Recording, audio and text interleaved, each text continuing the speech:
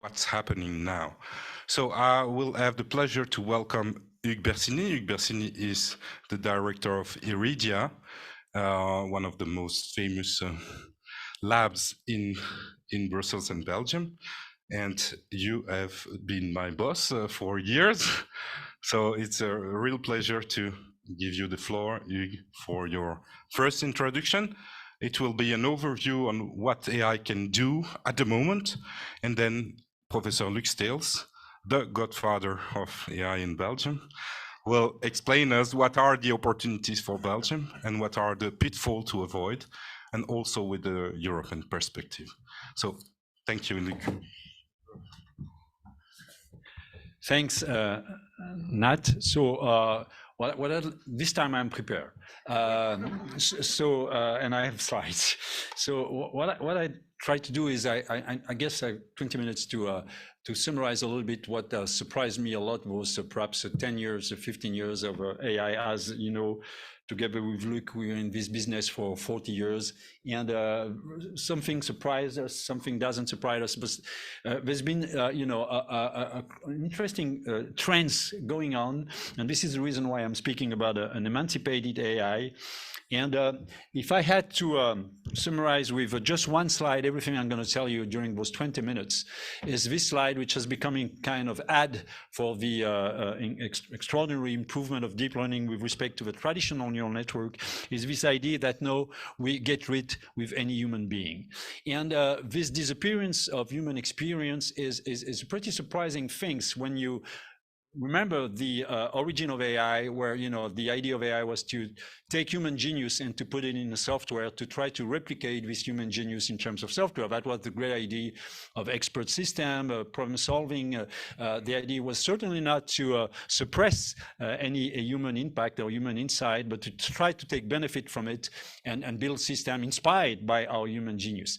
And this whole idea of we can do better if we do without you, when Google is telling something like we've never done as much progress in linguistics when we decided to fire all the linguists that we had around, is something that first certainly doesn't please a guy like Noam Chomsky, that you can see here, who is one of the strongest criticists of the evolution of AI, and as you may know, he's been one of the great experts of linguistics in AI. And it's interesting to keep listening what he's telling about this evolution, because you get the feeling that more and more AI is producing fascinating things. I'm nothing against the fascination exerted by using ChatGPT. I did it myself several times. By the way, ChatGPT decided that not myself, that Marco Dorigo was the head of my lab, and I kept telling him that it was not true, but he kept telling that this was the truth. So we fully disagreed, but at the end, if people check ChatGPT, they might deduce that this is the truth. So anyway, and but I'm going to show you in 4 examples this emancipation of AI. And perhaps the one that first surprised me was Go. And as you may remember, when you teach Go, you teach something like, I'm not going to show you Go because Go is a bit hard to explain. And but when you teach playing what is called the society games like chess, like checker, which is not a new idea in AI. We've played those games for so many years. At the first AI conference, there was a software trying to play checker, which was kind of easier than Go at the time. But it was very hard to play Go with the traditional software. One of them is called the Minimax, and I'll tell you something about it later on. And there's been this extraordinary defeat of Lee Sedol, who is, as you know, the world championship in Go, and he lost the game. But what was surprising, not so much he lose it, but he didn't understand why and how he lost the game. And there is an incredible move. If you know a little bit of Go, I don't know anything about Go, but I discussed with some Go players. They told me that there's been an incredible move done at perhaps 5 or 6 iteration of the game, who even surprised Lee Sedol, the best expert in Go. That has never been played like that. Go has never been played in the way the software was playing Go. So every science you had from Go, you had to forget it and try to relearn Go playing in the way software is playing. If you want, Go has an incredible search space, something like that, but human has concentrated their expertise in Go in this zone of a search space. And by playing randomly, which is this incredible fact, is that the software AlphaZero played randomly, by just playing random games. By playing randomly, they succeeded to defeat Lee Sedol. So not only Sedol lost the game, but he also didn't understand any longer what was happening in his own, expertise. And when I teach, the Minimax software, I'm not using Go, but I'm just using another game that is easy to draw in a 2D space, because Go has an incredible branch of explosion. You need billions of things. So like a Connect 4 is much easier game. When I teach Connect 4 to my students, the first algorithm I teach, which is, in fact, due to John van Neumann, the great father of everything in AI, I'm teaching a software which is called Minimax. And if you remember a little bit AI in the 80s, Minimax was interesting because at the end of, you build a tree, I'm playing that move, my opponent can play that move, and I'm playing that move, and you build a tree. At the end of the tree, at the roots of the tree, you need to put an evaluation. And this number is a reflection of human expertise. You know how likely you are about to win when you reach that. And that is nothing to do with statistics, it's just the human expertise of Connect 4. That was the way chess was being played. We tried to play Go like that. I even myself built Minimax software to play Go. We never succeeded to build these heuristics for Go.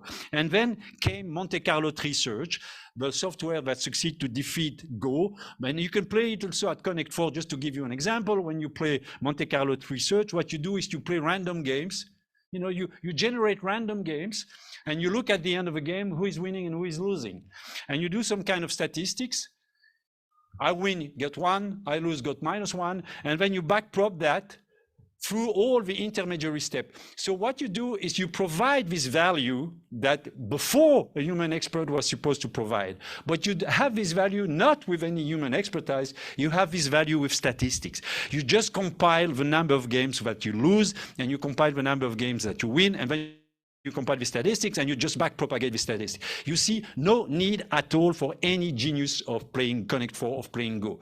You have the best Go playing without any Go expertise. This is a kind of surprising things.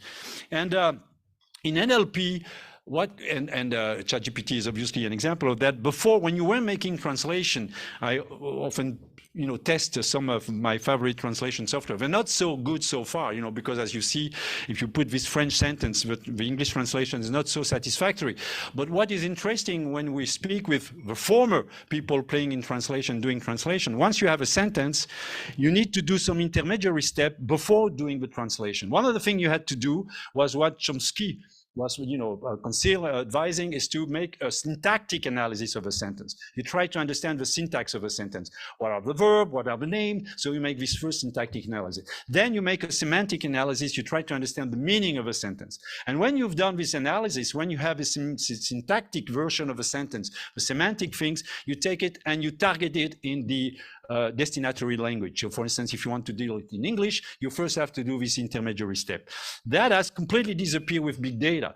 Once you have an enormous numbers of existing translation, French, English, you don't need to make those intermediary steps. Those intermediary steps, they've been now substituted by those incredible architecture. Those architectures are fascinating. As you may know, the transformer has something like 1 billion of parameters in the case of ChatGPT.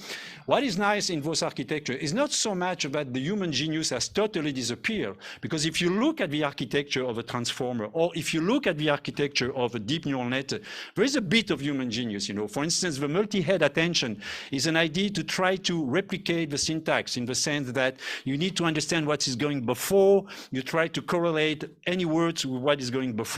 So you have a bit of intelligence in that. But once the learning takes place, and once those 200 billion of parameters learn what they need to learn in order to do the best input-output they have, then you lose totally what's going to happen.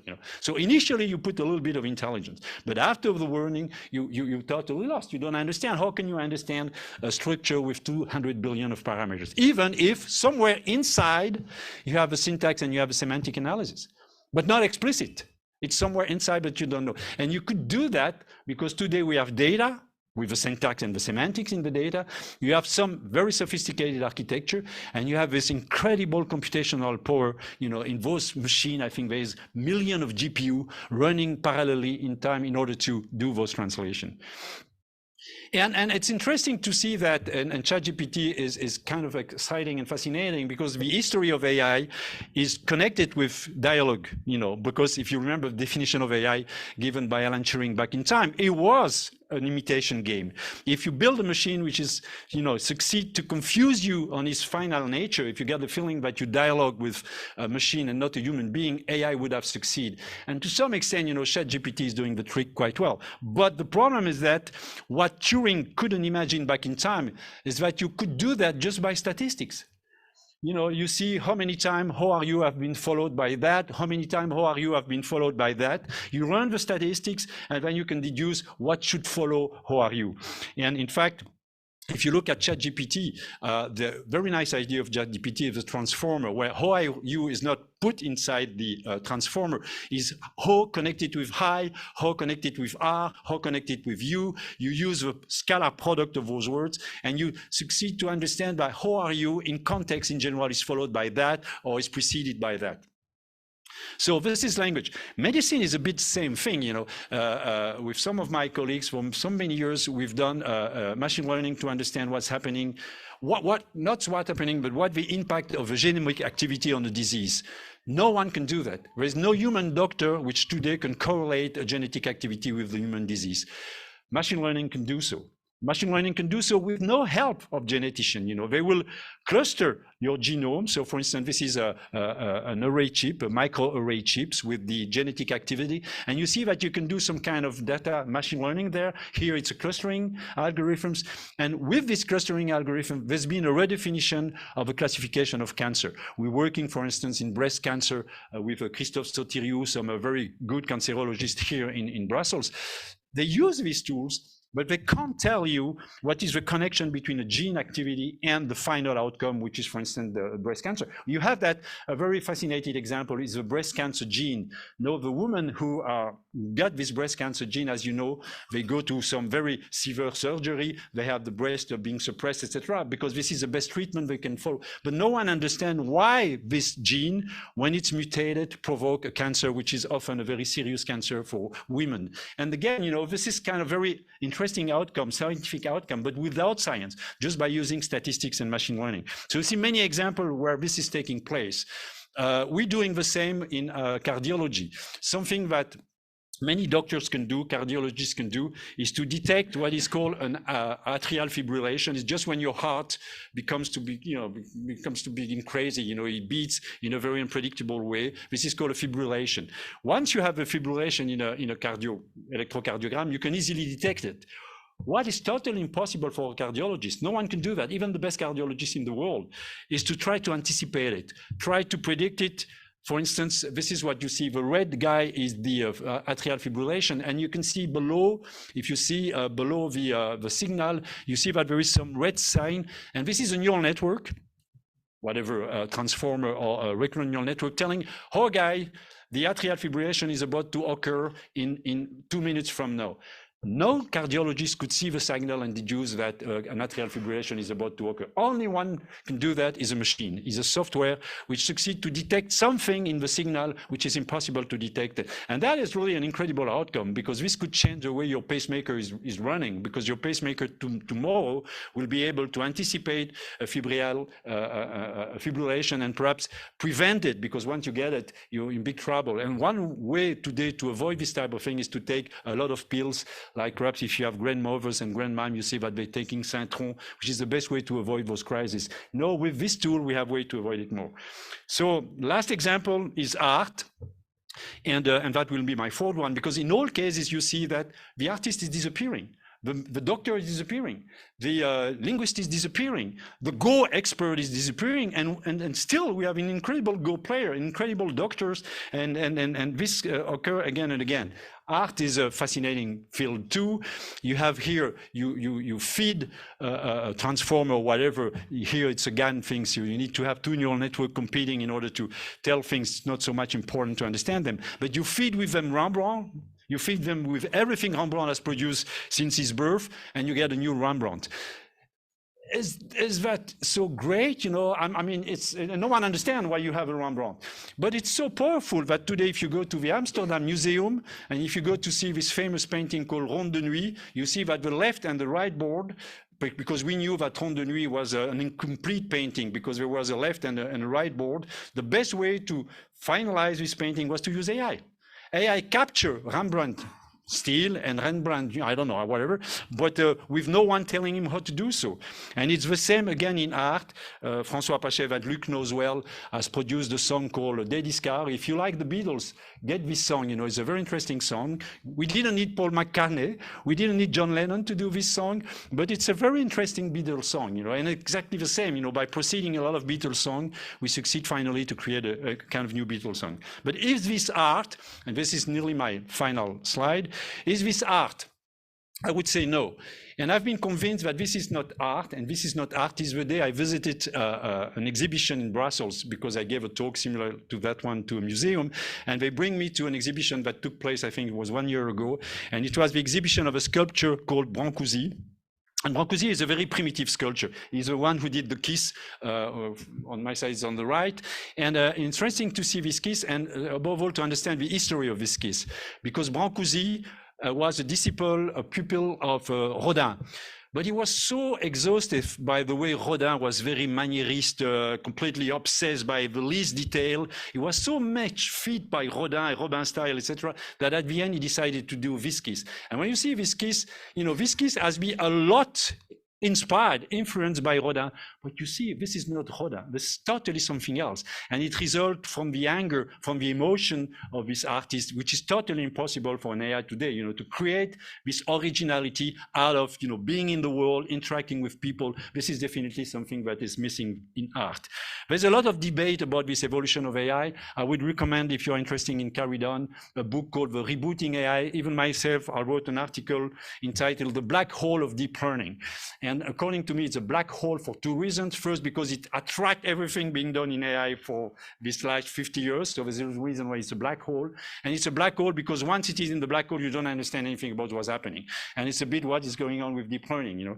And indeed, can we let, and this is, I tell you, my final slide, can we let an AI system takes, like as such, you know, with no understanding of what is happening in the 200 billion parameters, can we let the system take decision in so many sensitive contexts, like for instance, lethal weapon or driving an autonomous car?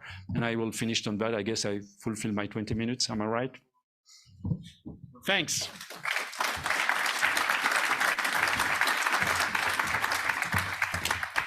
You can sit down here if you want. So we have the pleasure now to welcome Professor Luc Steels. So you are not the godfather, but the grandfather in some way, because you built up the first AI research lab in continental Europe in 1983. So you studied at MIT in the late 70s. You were an expert in expert system in the 80s, then much about web technology, also talking at the experiment, and very much about NLP and language. So you can tell us maybe your view on what's happening now. And since then, you have been, one of the most famous researchers in Belgium. Patty Maas was one of your PhD students. So thank you for being there, Luc. And and we will leave you the floor.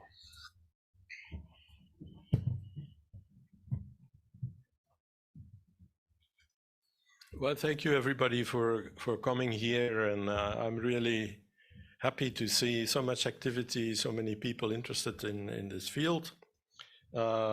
I was also impressed with the earlier talks about everything going on in AI in Wallonia, and well, of course, also in Brussels at the Iridia. Okay, so, well, maybe I would start with this question. Do we really need artificial intelligence? Now, I think everybody here probably says yes. Okay, but of course it has not always been like that. But I think now we all say yes, because AI is about helping us to deal with complexity. This is one of the big things, and also empowering individuals. And so I think we need AI more than before. Just consider the problem of scheduling the trains in Belgium, for example. Now, I mentioned this problem because when I came back from MIT in the 80s to Belgium, this was one of the first projects that we did together with the SNCB and MBS and so on. And, you know, at that time, they were still doing all this with pencil and paper, right? And so we've gone a long way. I don't think anyone would still attempt to schedule all the railways in Belgium with by hand. Now, I know there are still little problems now and then, but the problem is so complicated that it's very hard to deal with. Now, there are two routes actually for human intelligence, and I really want to insist on it a bit, you know, in opposition to Hugues' talk. There's a sort of theory-driven way.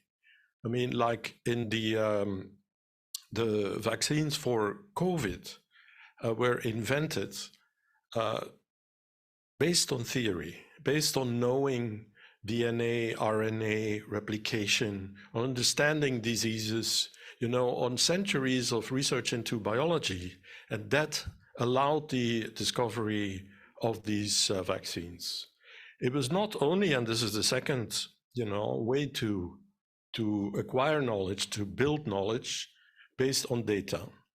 Now, at the moment, there's an obsession about data, but we should not forget that, you know, science is not just data. It's also imagination. It's also inventing new theories and then trying them out on data. Of course, you still need data, but the two are together. Now, if we look at AI, there's also two types of AI, if you want. There's the kind of theory-based or knowledge-based AI, which started and was very active, particularly in the 70s, 80s, 90s. I mean, that's when the innovation were happening, and when there was a lot of enthusiasm, actually, like there is today about AI. That was already in the 80s, and so the idea is to listen to the experts, to see how they do things, to try and capture their knowledge, and then use that to empower them further, to build systems that could help them. Now, of course, this is not in the spotlight today in AI. I mean, it's the other kind of AI, which is data-driven. And I don't need to, well, I don't have time anyway to explain to you, you know, the enormous developments that have happened in the past 2 decades, I would say.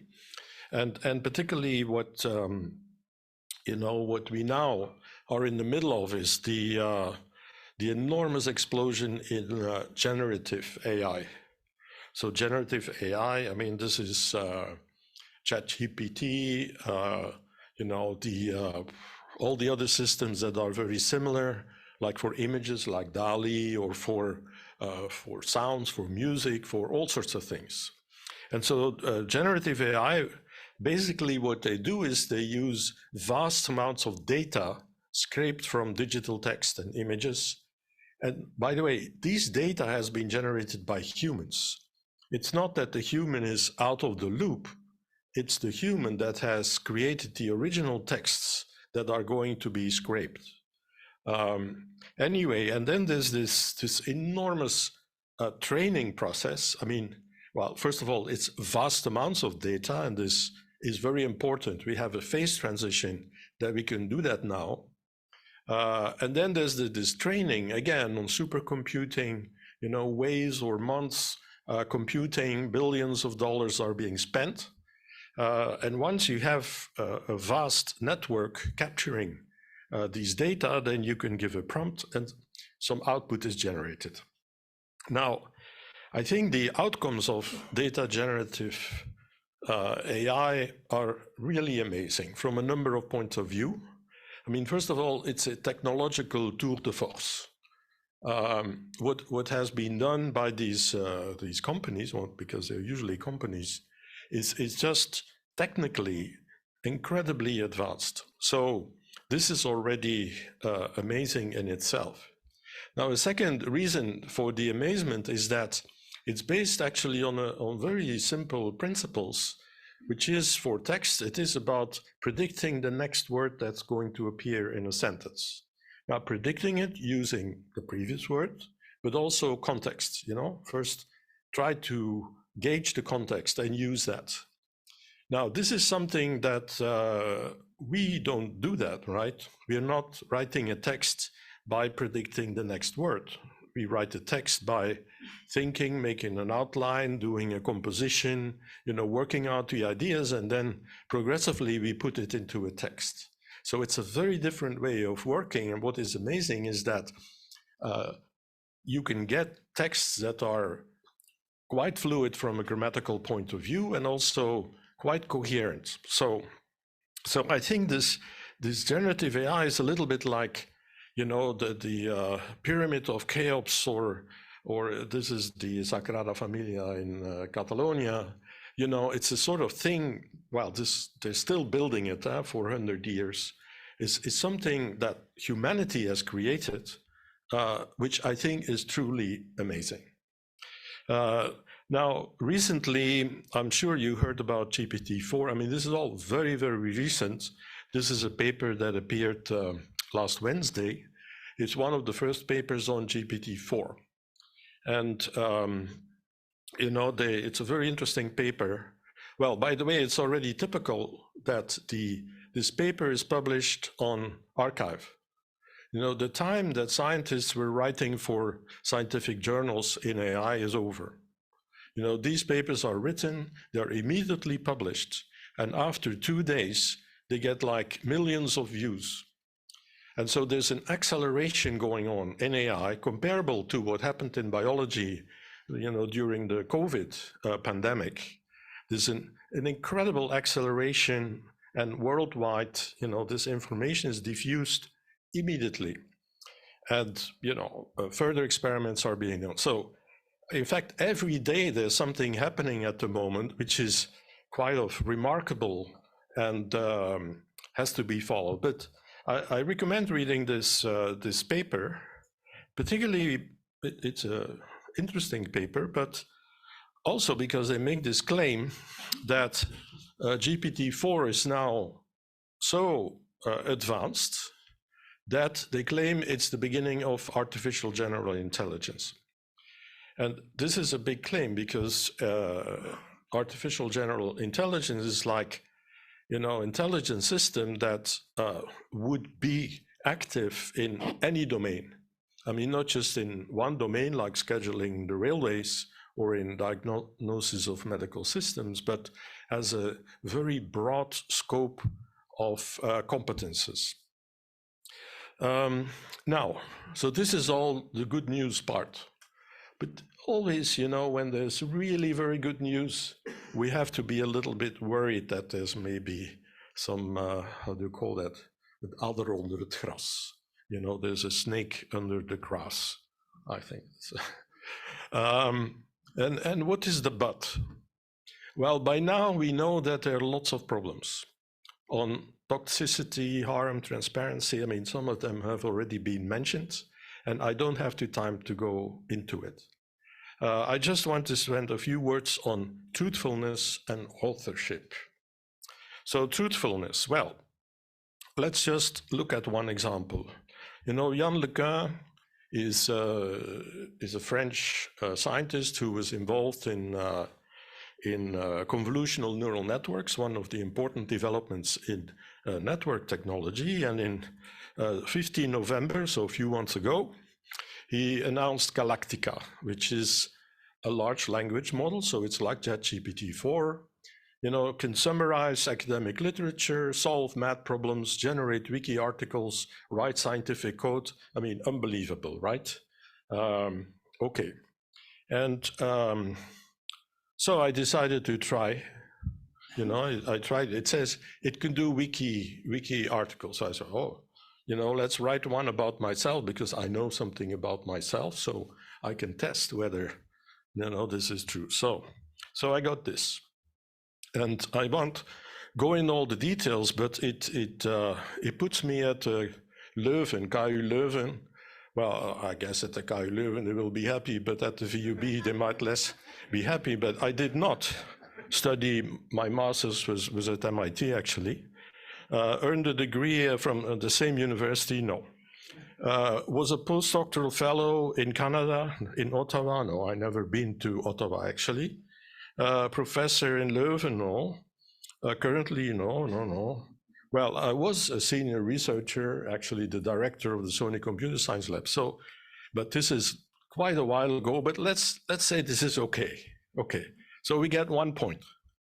Now, I was once in California, San Diego, but not in Pennsylvania, not at the Max Planck Institute, not at the École Normale Supérieure, not at the University of Edinburgh, you know, and it goes on like that. And what I think, well, it's nice to read all that, you know, although I've been in many other places which could have been mentioned. And in fact, you can find them on Wikipedia. So, but what is worse, I think they describe one of my experiments, the Talking Heads experiment.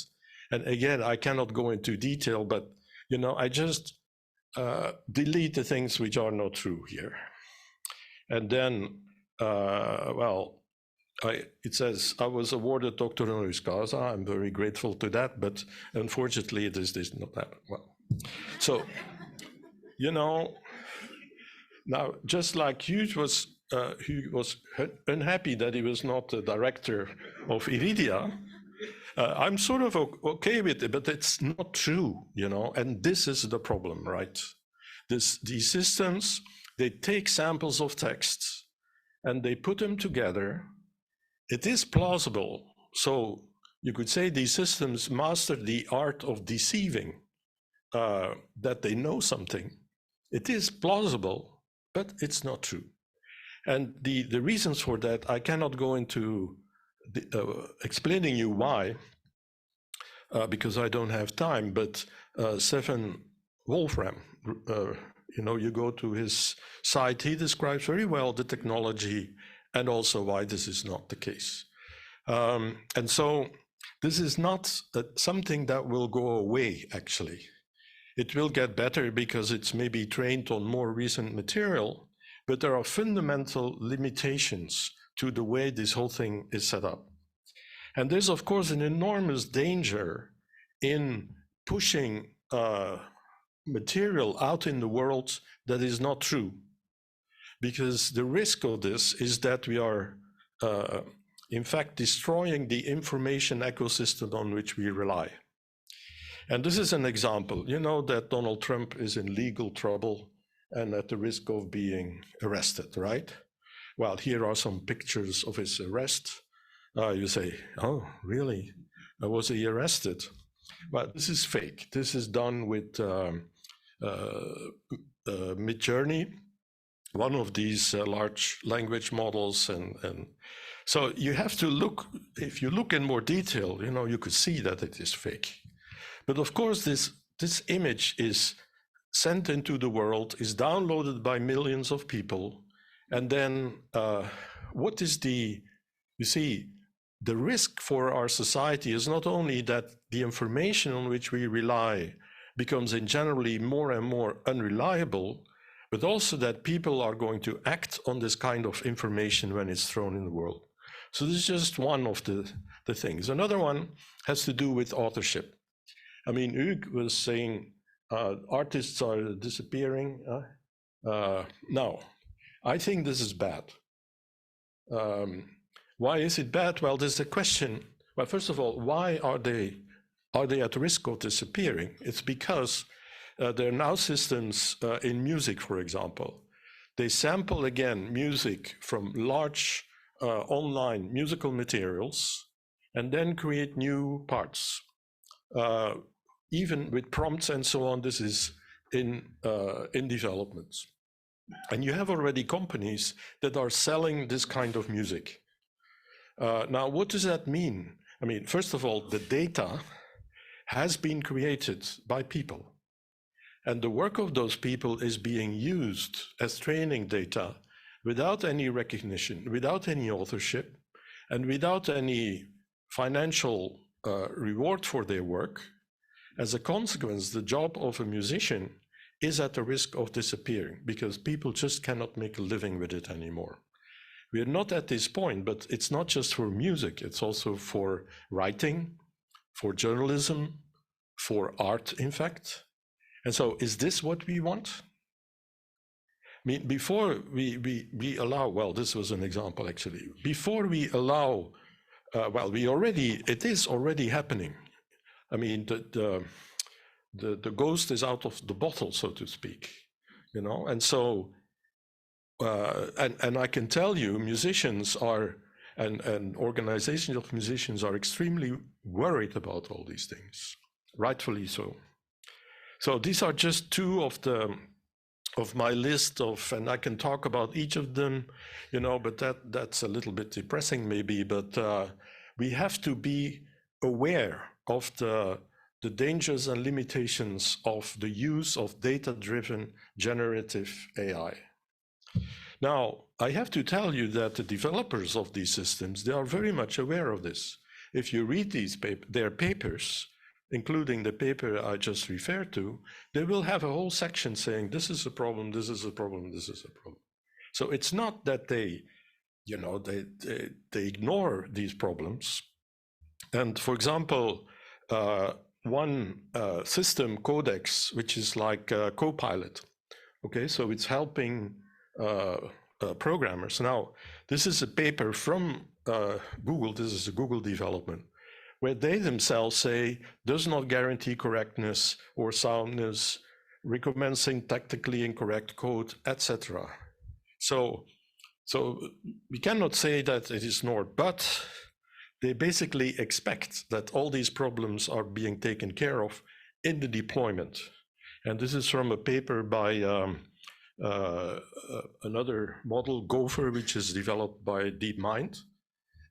You know, we believe that the harms may be better addressed downstream. What they mean is after the training, after the system is released, then the problems have to be dealt with by users, by deployers. Now, I'm not sure this is a good idea. I will stop. Yeah? Is it okay if I stop? Yeah, I will finish. Two slides. Okay. Now, this morning, perhaps you, this is an article that appeared this morning in the New York Times, 27 March. And it's an article written by Harari, who you probably know, this philosopher. And the article is, Let's Master AI Before It Masters Us. And basically what it says is, it's too soon for releasing this. If it would be pharmaceuticals, you know, then there would have to be tests and everything before this thing is released in the world. And now it is released, GPT-4 is there, you know, anyone. All the children that need to make home exercises, they can use it to do the exercises for school. And so it is released in the world, and for disinformation, for all the kinds of things that we do not want. And I think the article is quite interesting because it also puts the finger on the right spot, which is that it is manipulating language. And language is at the heart of our culture. And so if it's no longer reliable, you know, our use of language, because you could say GPT-4 masters language. No, it does not. It gives it is able to construct grammatical sounding phrases and things like that.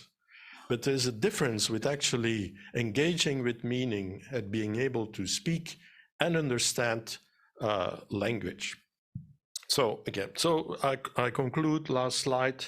You know, I really think there needs to be a lot more testing and care in developing data-driven AI.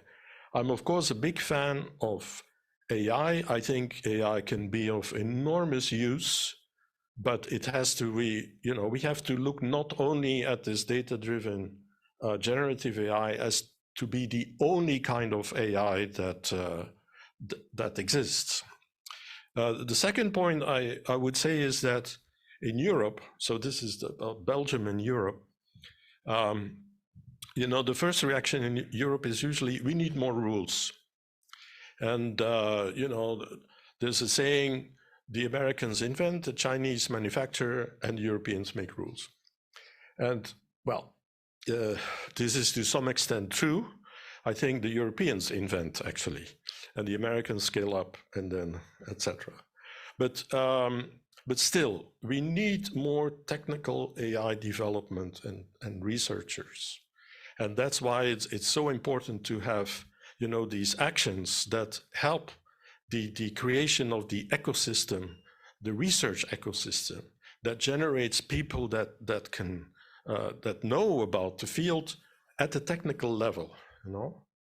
And I sometimes have the impression also at the European level that is at the moment more time, resources, and funding going in legal issues, ethical issues, and all of that. Okay. We need people who understand the technology, can push it forward, can build it for us, and also can extend it for us. Now, the final thing is that I think we need in Belgium and in Europe to worry much more about, well, I called it here digital self-sufficiency, which is, you know, if you think about it, for social media, for cloud computing, now for AI, we are completely dependent on outside, not only outside Belgium, but outside Europe providers. And this is a situation which is, I think, very dangerous. So I would say, for example, why don't we create our own social media? Social media is one of the ways in which data is being collected about all of us and being used then for building this kind of AI. I mean, we need to build our own stuff, and it's possible. Like for social media, we can use the Mastodon technology to create local media. You know, we have public radio, public television. Why not public social media that are adopted to us, where we keep the data, where we determine the rules, and not some guy like Musk, for example. So this is just for social media. So the self-sufficiency, I think, is of extreme importance for many reasons. And then, well, this was the final thing, actually, the authorship. You know, we need ways to sustain viable ecosystems for authorship. So cultural, but also we need to find ways to keep doctors, for example, you know, in the running, right? We are not going to replace doctors by GPT-4. If GPT-4 is piggybacking on human intelligence, human theorizing and writing about it, and if we cut that off, if we don't have put the resources into that, you know, then after a while, we get a system that is basically, as Harari is saying, destroying our own cultural and information ecosystem. Thank you very much.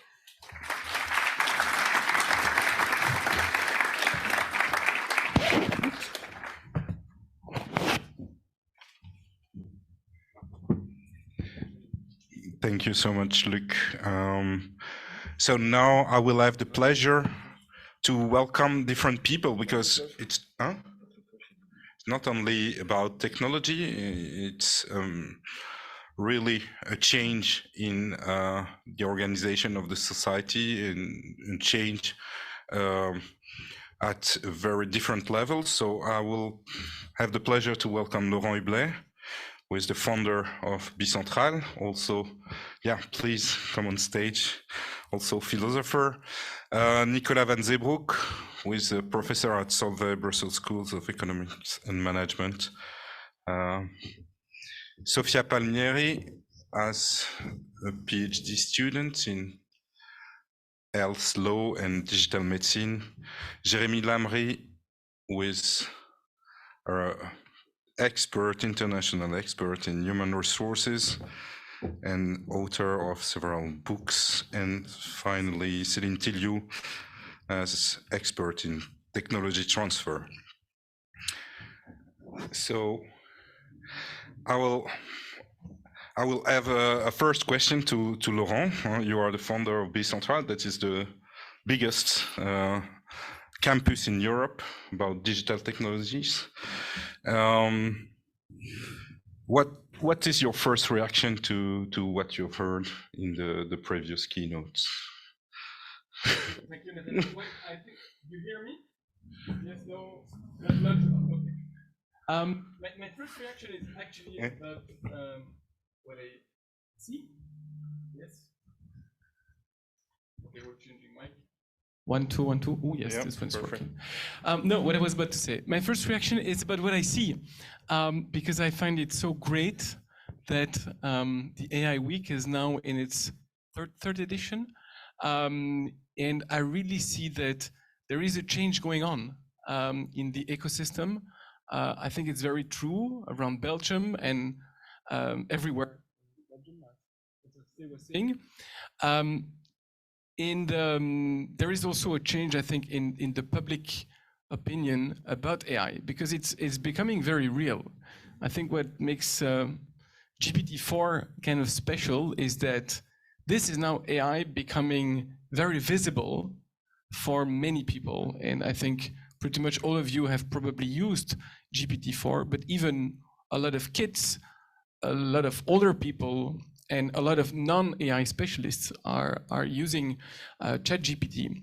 And so I would say, yes, there are many things we will have to manage, yet there is certainly a democratization of these tools. And so let's make sure we maximize the benefits and we minimize the downsides of these technologies as they are now becoming available for a lot of people. Okay, thank you. I will directly ask a second question because this was... Shoot. Yeah. So you are a philosopher also. And do you think we must rethink the social contract with the rise of this kind of technologies? I mean, in China, we see the social credit score. This is exactly what we do not want in Europe. So how do we have to rethink the social contract? This is an easy question. Yeah, it's an easy one. No, I think there are many questions. As you know, I don't like the word artificial intelligence. I think what we're talking about are artifacts of intelligence. So it's systems that are pretending to act as human intelligence, but they are not. And so what is probably the most important okay, I would have tried the 3 micros. What is probably the most important is that our European democracies, they are based on the idea of free individuals. And so behind that, critical thinking, free will, these are the cornerstone, these are the foundations of our society. And I think these systems, they certainly have an impact on us. And I think that's the time where we need to make sure that we keep on using our critical thinking, that we equip the kids, workers on critical thinking, because there are new challenges coming up. I mean, there's always been challenges with critical thinking, but certainly this time, it's new type of challenges. And as you were saying, our relationship to what is the truth is changing. And so I think it's even more important that we teach the basics of AI at school and that we teach critical thinking at school, because this is the core of our value, and there's a lot at stake with that and technology. Okay, this one is dead also. Okay, thank you. Thank you, Laurent. So I will give the word to Jérémy Lamri. Jérémy, you are the founder of the LabRH. You are an international expert in human resource, but also in skills. You have written a book on the 21st century skills. You have written a lot of books, but how can you react to Laurent's answer? And what are the skills that we need, in fact, with the rise of AI in some way? How can we focus on human skills in some way? Please. Thank you, Nathaniel. Peut-être que si je crie. Okay, so what happens here is actually the continuity of something we've been living for actually decades. It started, of course, in the 70s with IT, and then it accelerated. And actually, in the end of the 90s, several companies, tech companies, asked themselves what it would create if they kept releasing tech like that on the long run. These companies at the time were IBM, Microsoft, and Cisco. So they decided to get together, and they created a huge think tank to think what they call the 21st century skills. So they worked for 2-3 years. And after that came the internet crisis in the early 2000s. So they didn't have any more money for this type of thing, so they just stopped it. But actually, it created a very interesting material for the decades that came next, because OECD took this material, and that became the 21st century skills. 21st century skills are the core skills we need to be able to adapt in basically a digital society. And this was anticipating AIs, just like the AIs we have now. So when you say that we need to develop creativity, that we need to develop skills like that, totally. And we can actually talk about the 4 C's, 4 main competencies that we need to develop in a digital era, in an era where actually AI is able to create content. AI seems to be able to think, but it's not. So what happens? These 4 C's is creativity, critical thinking, communication, collaboration, because we have to solve more and more problems. These problems being complex, we need to solve them together. So it's about like complex problem solving in a collaborative way. It might seem that, for example, ChatGPT does creativity, but it's actually only a part of the creative process, because creativity is a process. It's not just about generating ideas.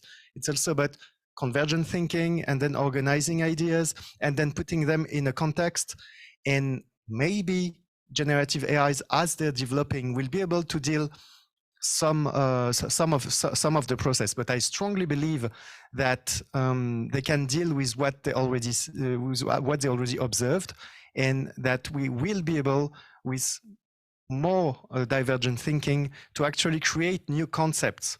We live on that. I was actually surprised to see with my niece. She's in high school, and she was actually studying the quantum theory in complex vortices. I don't remember doing that when I was in high school, really. And my point is that with technology evolving, there are a lot of things that become the basis of what we do, and they allow to study more complex topics. So I think now we are thinking tomorrow with today's mindset, but we should be thinking tomorrow with what tomorrow education will be, and with what the topics will be. I don't it.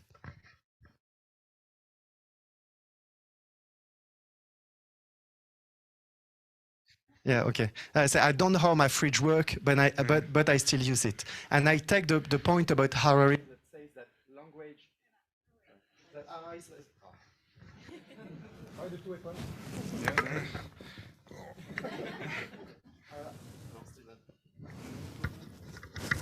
It seems to be working. Yeah, okay. You have the good one. Okay. So I like the point when you say that Harari talks about language and how it's actually shaping our civilization and how it's at the core of what we're dealing with. I believe it's most of all an education thing. We need to educate children and adults to be able to keep communicating, and with the forces, I really believe that we'll be communicating on the good things. Jeremy, I have a second question for you. So what is the impact of AI on the labor market, and how would you describe in 2 minutes the future of jobs? 2 to 3 minutes. So okay, yeah. So I'll do it fast. I have 2 points on this. Yeah. I've been using actually GPT-4 recently to perform a task that McKinsey does in about 2 years, which is a prospective study of the jobs that can be replaced with AI, or the activities in the job that can be replaced. It took me like 3 hours to do the whole study, and it was really interesting. So what we did is that we asked the AI to study a large number of job descriptions and to assess the probability that AI would be able to replace 80% of the activities of given jobs. And the time horizon, taking into account both human resistance to change from previous data sets and what we call technological progress, basically. So it was very interesting because we see that a lot of jobs will be concerned. But in HR, for example, a recruiter in 2023 is still a recruiter. It was already a recruiter in 1990, but the job is not the same anymore, and it will be the same. Jobs won't necessarily be destroyed, but transformed. The other point. That was the 2 minutes.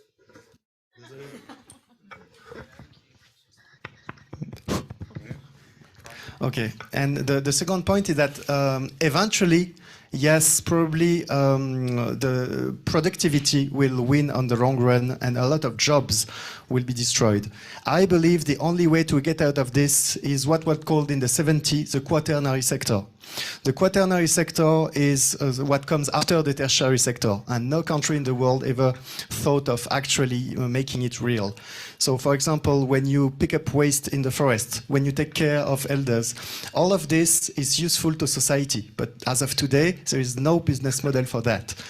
As a society, we need to put a business model on these things to make it the quaternary sector. Really interesting. So, do not hesitate to react, but you have only one micro. So, maybe I will ask some questions to Sofia, or yeah, do you want to react? Maybe I can say Sofia? something Okay. already. So, as I did, as I said, you are doing your PhD in health law and digital medicine. So, medicine is really one domain that is much expected for AI to give some improvement, but it has also many questions around that. So can you tell us a bit about the AI Act, and what do you think regarding in the AI Act what's about the medicine and the future of medicine? Okay, seems like it's working, so Yeah. great.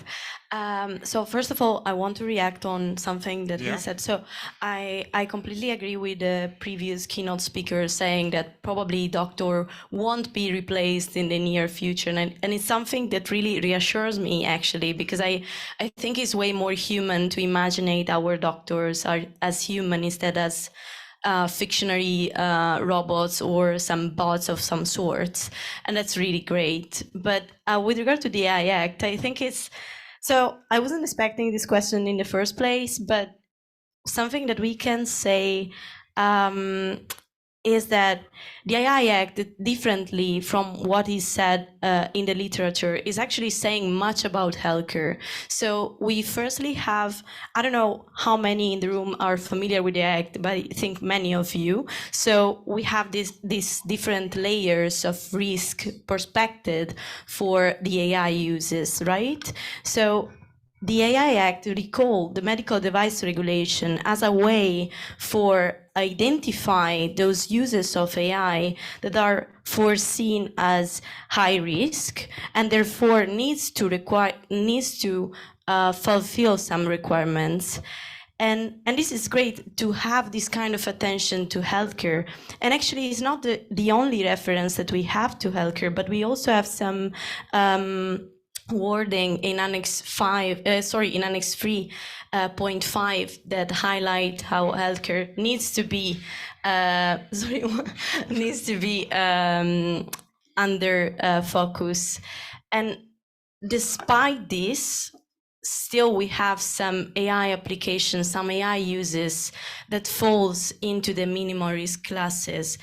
And it's far from my imagination to have requirements for every kind of AI use. That's terrible. that's crazy, because we want innovation, we want progress, we want better medicine that answers to the need of healthcare in Europe.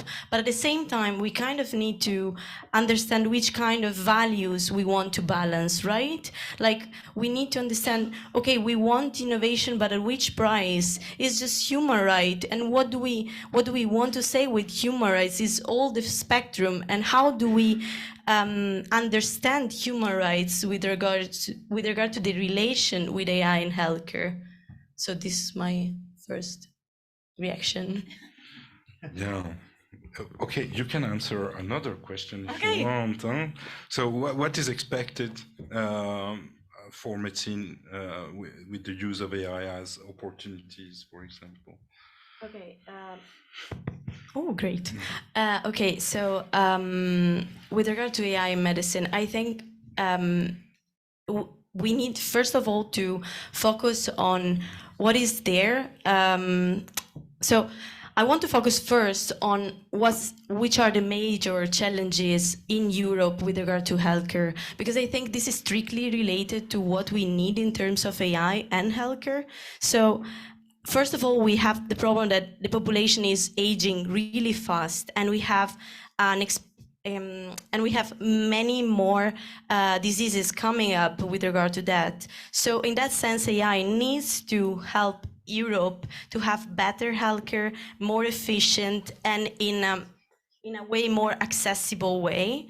So this is the first point, and I think we have that with regard to AI in clinical practice. So mainly, as a first point, AI is used in clinical practice mainly as a diagnostic tool or for therapeutic recommendation, but as well as for emergency medicine. So for making a better triage of patients coming in emergency rooms, but as well as for home healthcare. Imagine how many tools we have for taking care of ourselves when we are at home, and when we would just want a bot for chatting with regard to our mental health or other kind of issues, just as a reminder for taking our medications, for example. Besides, we have AI for biomedical research, and we have seen that with COVID-19. We have seen as AI can be useful for having clinical trials of drugs way faster than before. The same goes for AI in administration of healthcare. And it's great how AI can be a tool for coding clinical data, or, for example, for scheduling appointment. But all these benefits comes with a price. So we really need regulation. And I'm sorry for that, because I know that we are annoying. I know that policymakers and legal experts, ethical experts are really keen to point out what is not working, what is not up to the standards that we want to lead on. But I think it's also very important to point out that we are not in a technical level that ensure that we can trust the technology, that we can rely on, especially for those side of humanity that we don't want to leave to a machine or an AI system, such as healthcare. Thank you, Sofia. Maybe Nicolas? Okay. Yes. When I first read the report of Obama's administration in 2016, they said, okay, we must invest in AI as much as we did to go to the moon.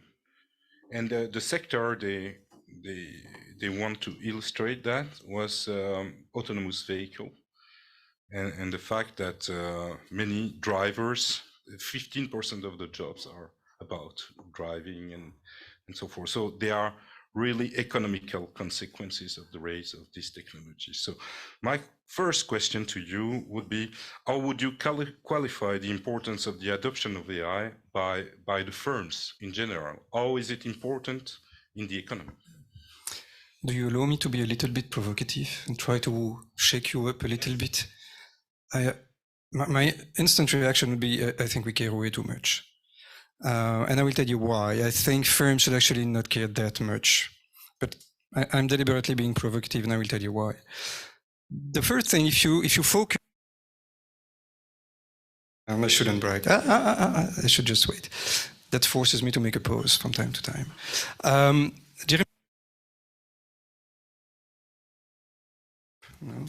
No what? Back online.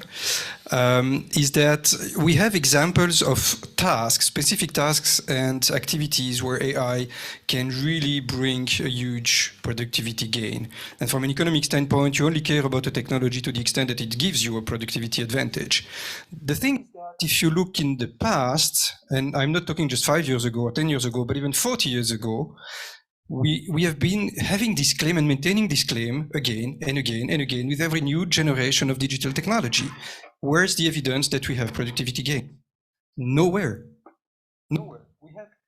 We have the case evidence, the small examples you give, and for ChatGPT, for instance, and Copilot on GitHub, we have recent research evidence that we do have substantial productivity benefits, like the 20-30% productivity gains on local small detailed tasks.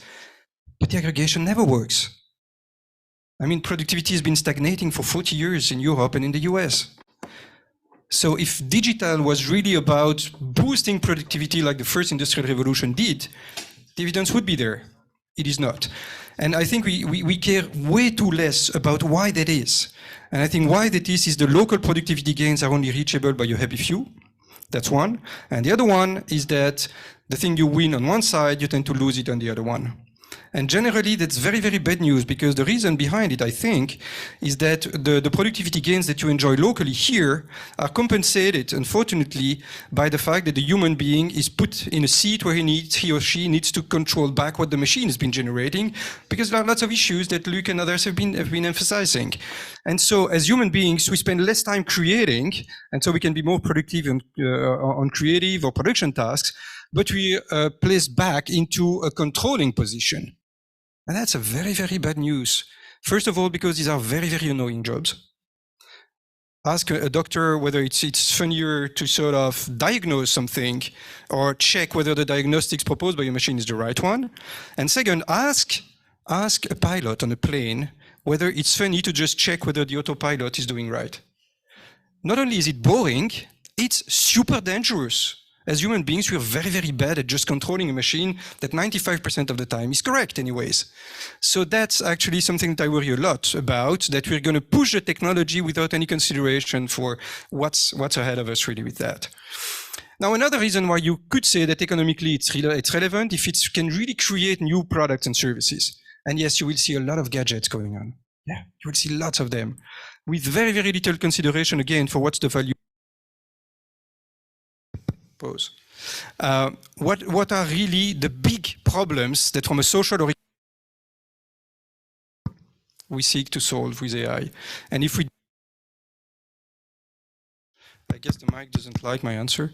If we don't pay attention to what is it that we really want to solve with AI, if we keep being like technology push driven, there is a technology, just go and use it. Like actually Luc mentioned, with our statement, there's a bit of that as well. Technology is just pushed to us. Let's go and figure out what to do with it. Okay, here's a technology, let's use it. Yeah, can we step back a little bit and ask, what are the big questions we really need to solve?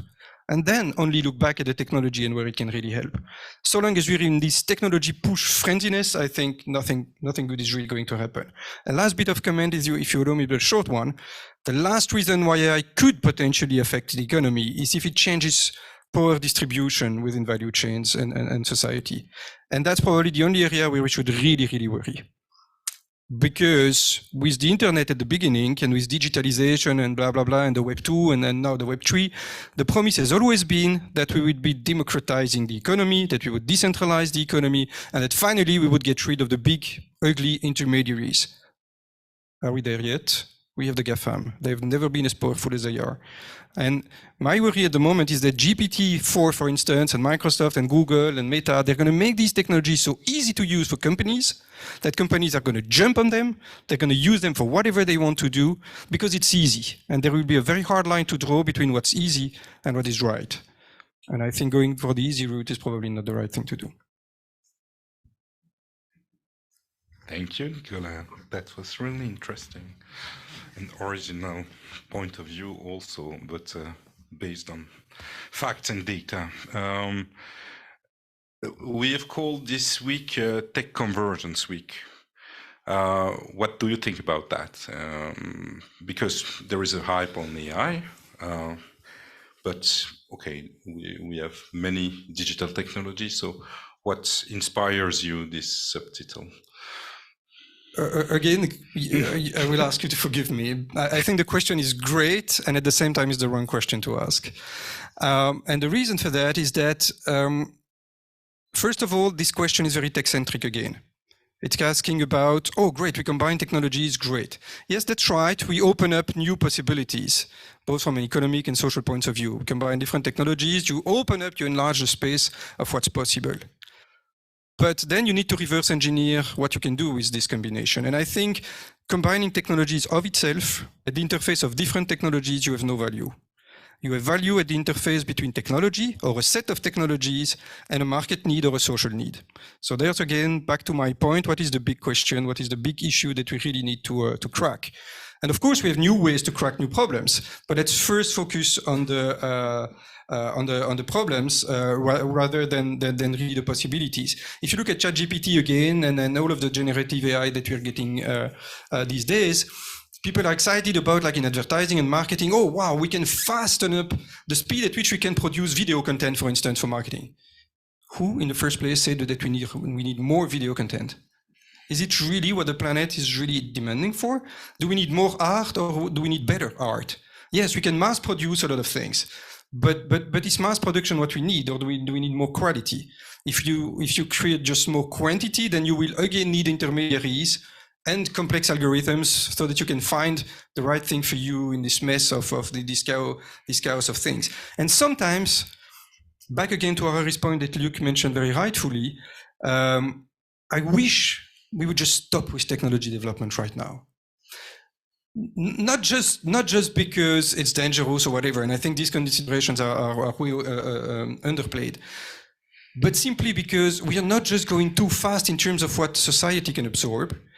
But I remember very vividly what Bertrand Piccard told me once when they were building the Solar Impulse.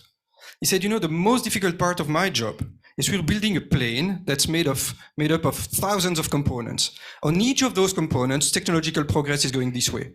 Batteries, whatever, engines, whatever. Even the polymers and whatever. And he said the most difficult job is at some point to say, I know if I'm waiting for another 6 months or 1 year, this component will improve and the plane will be better. But I will never build this plane if I keep thinking this way. At some point, I need to just accept this is the state of technology right now, and I'm going to build the plane with the technology I have right now. The problem is that with technology that's moving so fast, not only society, but companies are becoming sort of paralyzed by the idea that I need to catch the next wave. But in the meantime, you don't build anything that's sustainable. You only go for the easy things, the low-hanging fruits, and you never take the time to really reconsider what you're doing in the first place, what's the mission, and how you really operate and how you really create value. And honestly, I think the planet will be far better off with technology to stop developing at this stage and just let's spend the next 20, 30, 40 years just figuring out how we're really going to make useful use of the technology stack we have right now. But it's a wishful thinking. I'm very much aware of that. No, thank you, Nicolas. I think Peter Hinsen in the next session will also comment on this. And I think before I ask my first question to Celine Thillou, that Laurent, you would like to react. Very quickly, because the mic will cut me anyway. No, I wanted to react on one thing that you said, Nicolas, which is that ultimately the productivity gain of digital technologies is not obvious. And I'm wondering whether the impact is not on another set of human activities, which are more related to leisure. And that actually we've been able to keep on grow economically while halving the number of hours worked in this country over a century, and it keeps on going down.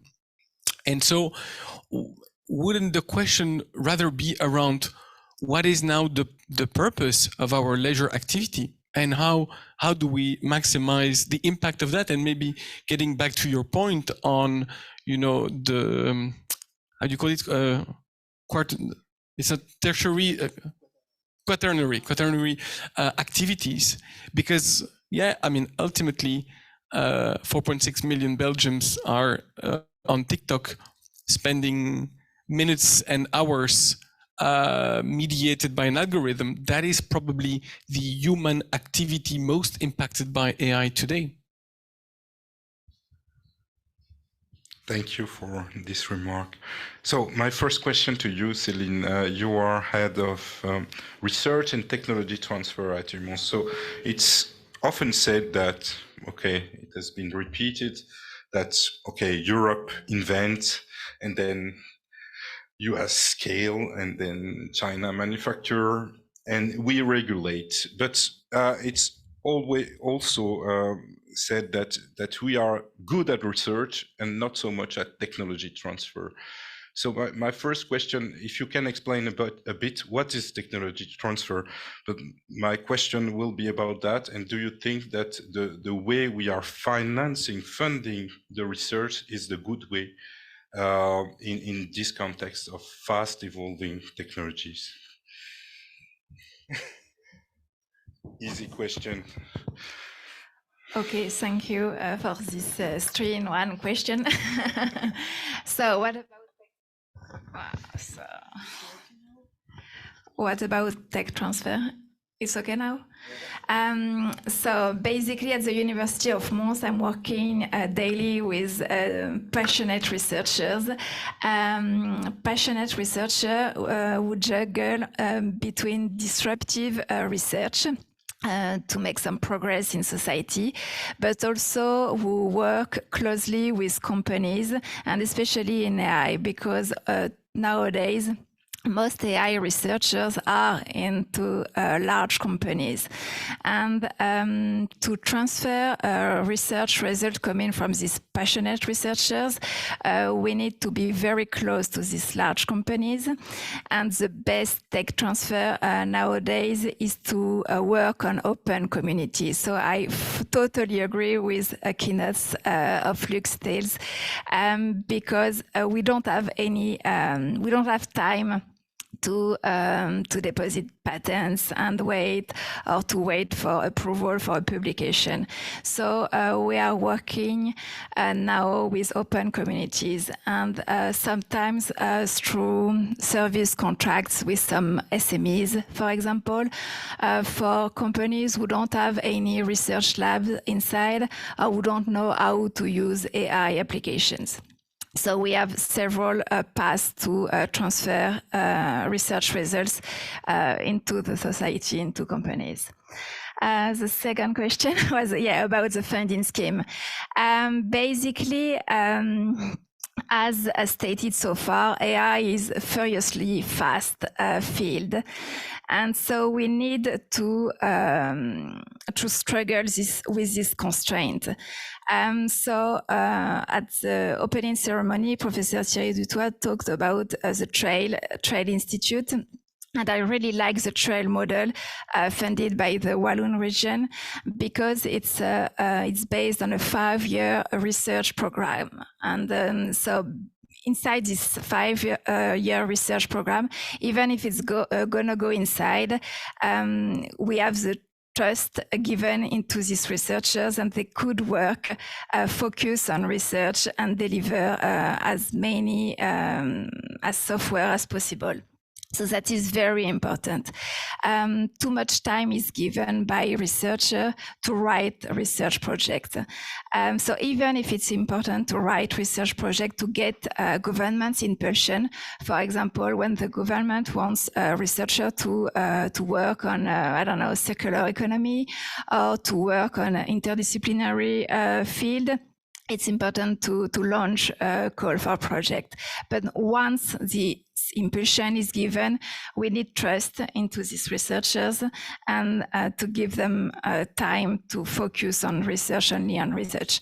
Even at the European Commission with the ERC, European Research Council grants, we focus on 5-year grants, because it's time enough to focus on research and to deliver very good breakthrough.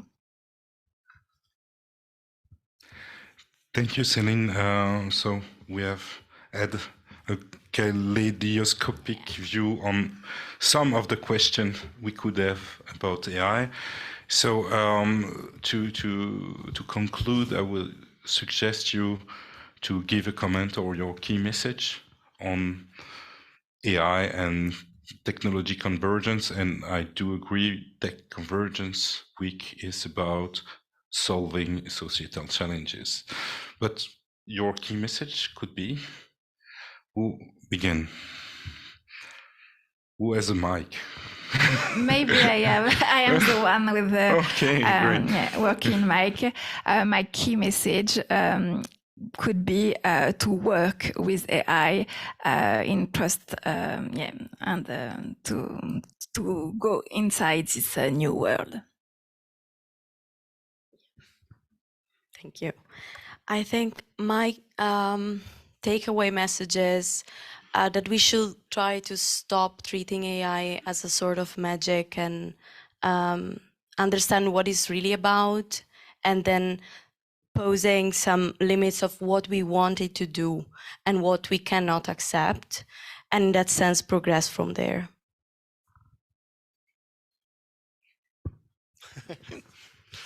Thank you.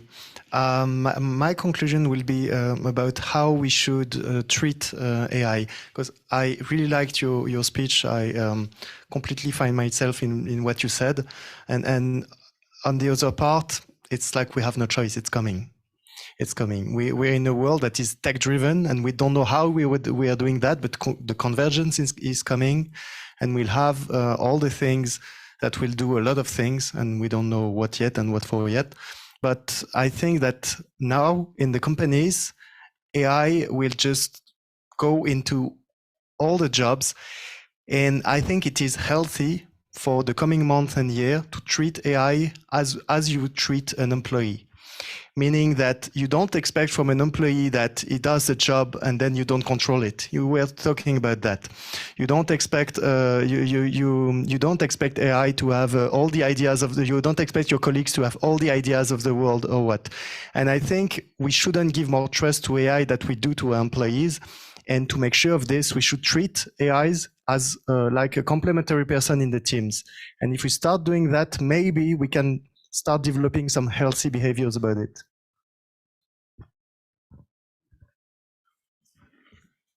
Thank you, Jeremy. Laurent?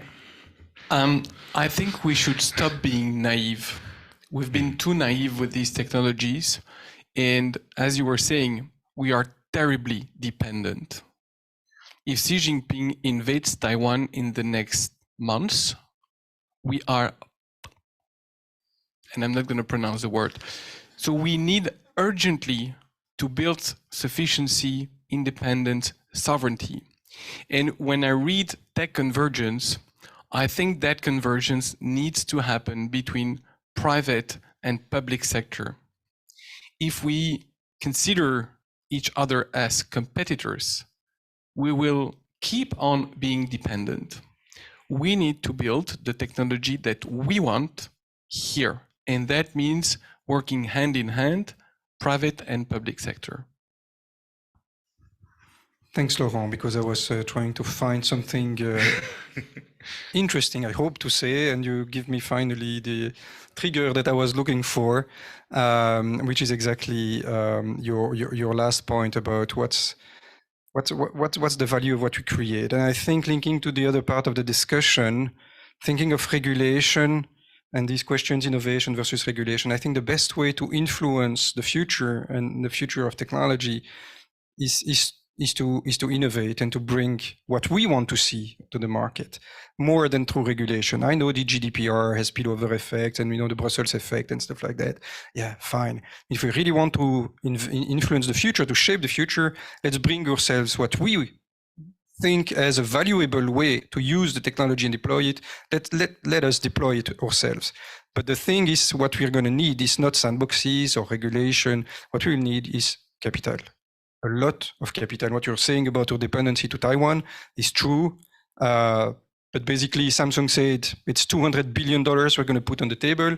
The US said it's 60 billion, and Europe said we're going to have 43 million. And by the way, we only have 3. And I mean, if we want to be serious about this thing, we need to realize that at the moment, the difference between the amount of capital that Europe is putting on the table for AI and machine learning and data is basically not even 1/10 of what China or what the US are putting on the table. And so either we really want to be serious about that, and then it's going to cost a lot of money, but that's probably the best way, if not the only one, for us to really shape the future that we want, rather than just have to adjust to the future that others have decided for us. Thank you. There is no better introduction to next session. So Peter, we warmed up the place for you, right? With Peter Hinsen, I suggest you 10 minutes, but only 10 minutes pause, and then be back here for Peter Hinsen's keynote